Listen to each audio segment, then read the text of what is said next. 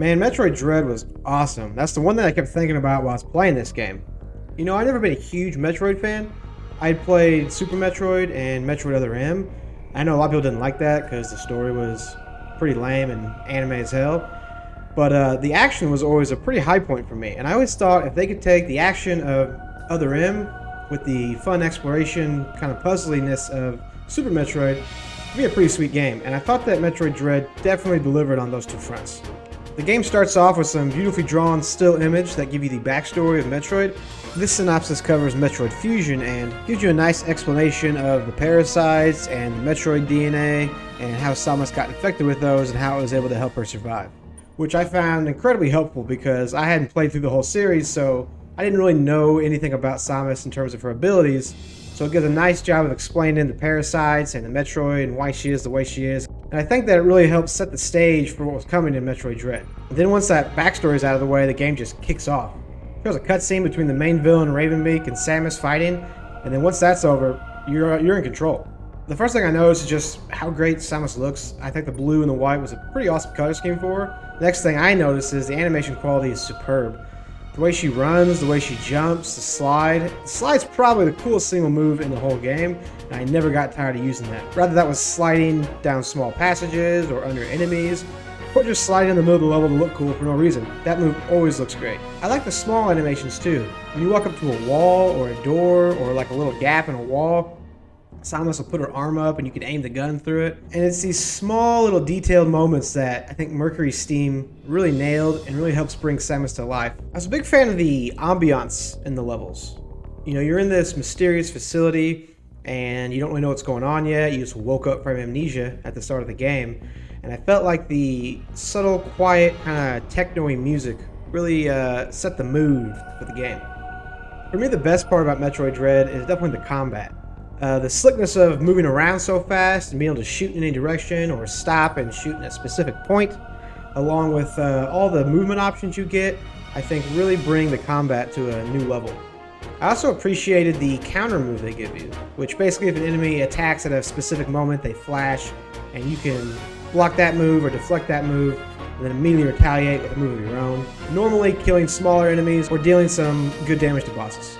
Speaking of bosses, easily my favorite part of the game. They're pretty varied as far as the main bosses go, and there's a handful of mini bosses sprinkled throughout, and those are the most intense fights through all of Metroid Dread. You're constantly on your toes during these fights. You have to jump around, you have to slide under them, bounce off walls, cling to walls. It really makes use of all the different abilities you get throughout the game that really helps keep the boss fights unique. Another positive about the boss fights is that they never felt cheap or that the game was just cheating you and you're getting hit by moves you couldn't dodge. I felt like learning the patterns was a huge part of the game and very important in the boss fights. I always felt like each time I died and had to retry, got a little farther or the battle was a little easier, and learning how to respond to each of the boss's attacks helped me eventually overcome them. I think that's a good marker for a great action game, is that you don't feel like you're ever being cheated. You feel like you're learning the mechanics and you're actually getting better, and that's what's causing you to triumph over the bosses. Another great part of the game are the EMMI boss fights you have. And not so much the fight itself, but when you first run into these guys, they hunt you and stalk you relentlessly. And the areas they patrol are very specific sections of the map, so you'll constantly go back and forth in them before you actually get a chance to permanently destroy them. And those parts is really where the dread in Metroid Dread comes from. They're hunting you, they're stalking you, they come through these tiny corridors out of nowhere, and then once they see you, an alarm triggers and the doors close, and you gotta escape them and break their line of sight before you can actually escape the area. And that was some of the most tense, fun moments of the game for me. Anytime you're in an area where you can't kill something, in a game where you're constantly encouraged to kill everything, it's a real change of pace because you go from the attacker to the prey, and you have to run and just hide. And you get a lot of skills and cool ways to deal with that. You'll get a fun air dash where you can put some extra distance between you. You'll get invisibility to help you hide from them, although that's not foolproof, and there were plenty of times where I thought I was safe just for him to grab me anyways. And then to add to that tension is they have a one-hit kill move when they grab you. When they grab you, you get 2 chances to actually counter the kill move. And it's really hard to do. It's got a really tight window, but if you do, it's pretty sweet and you get away. But if you don't, man, they'll stab you right in the face, and it's pretty brutal. But when you do actually nail the counter, you do a sweet kick away move, and you'll feel like a badass having escaped them. Then you get to slide under them and run away like a terrified little girl. It's pretty sweet. After running away from the EMMIs for a while, you'll eventually be able to actually kill them. That'll require you to destroy a floating eye boss that you're going to run into each time you go into a new area with a different EMMI. Once you destroy him, you'll get the required weapon that'll finally let you put down the robots. Yeah, overall these sections were a real highlight for me. I fucking loved these things. I feel like the counters were always tense, my heart was pounding, and I just wanted to get away so they wouldn't grab me and kill me again. As much as I like the game, there are a few negatives I have for it. First one is it is a little on the short side. I beat the entire game in I think about 8 hours. All of it fun. I liked it so much that I would have enjoyed maybe a little more.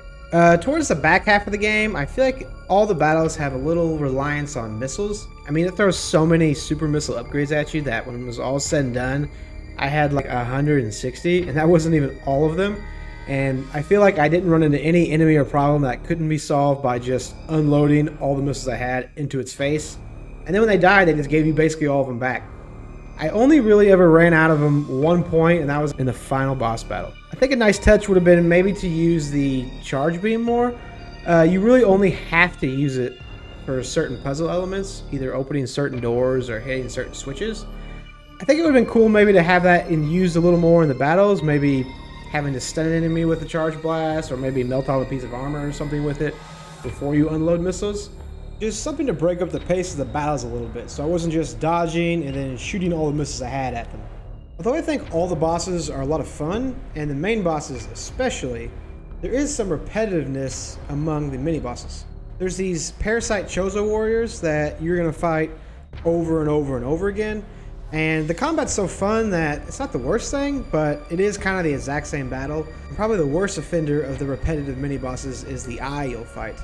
Every time you get to an EMMI section, you'll have to fight one of these eye bosses to get the weapon to kill them, and that battle basically doesn't change. It's over and over, and I think you fight him 5-6 times. I kind of would have liked maybe a little more variety in the mini-bosses. These are really only minor negatives though, and I can't say that they really impacted my enjoyment of the game overall. In conclusion, I have to say Metroid Dread was fantastic. I had so much fun exploring this mysterious facility, looking for all the hidden missile power-ups and health items. The combat was amazing. I loved every boss fight, and even just moving around the world was so wonderful that I have to say Mercury Steam really knocked it out of the park with Metroid Dread. It's definitely such a good game that it's made me a Metroid fan. Whenever they put out the sequel to this, or maybe it's a prequel, I don't know or care, I'll definitely be on board for that one.